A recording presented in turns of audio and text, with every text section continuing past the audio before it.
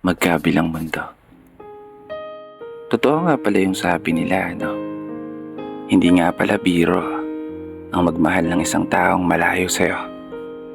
Isang tao na bumubuo sa buhay mo. Nagpapasaya, nagpapangiti. At isang tao na nagbibigay ng kulay sa magulong mong mundo. Taong naghahatid ng lakas at gana para bumangon ka sa kada umaga. Kahit pa boses niya lang, sapat na. O makita mo lang siyang umingiti sa camera, solve na solve ka na. Basta wag lang talaga totopakin. Mapapamura ka talaga. Pero seryoso, hindi lahat ng relasyon palaging masaya. Asahan mo, darating at darating yung araw ng pagdududa, mangangamba, malulungkot, mag-aalala.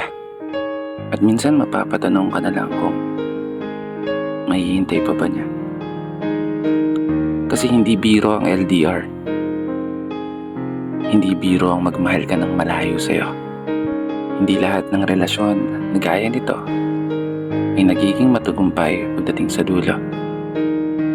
Marami ang naghihiwalay. Marami ang natutokso. Marami ng mga pangako ang napako. Kasabay ang unti-unting pagbabago sa paglipas ng panahon. Ganyan pag LDR. Pero hindi naman lahat.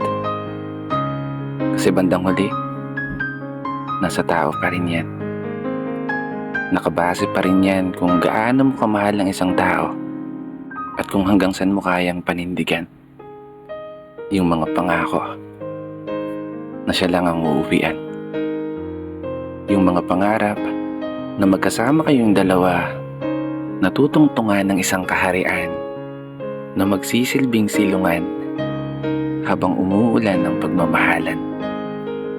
Na tanging siya at ikaw ang magiging kamahalan na magsasama sa hirap at ginawa habang buhay, palagi, balang araw.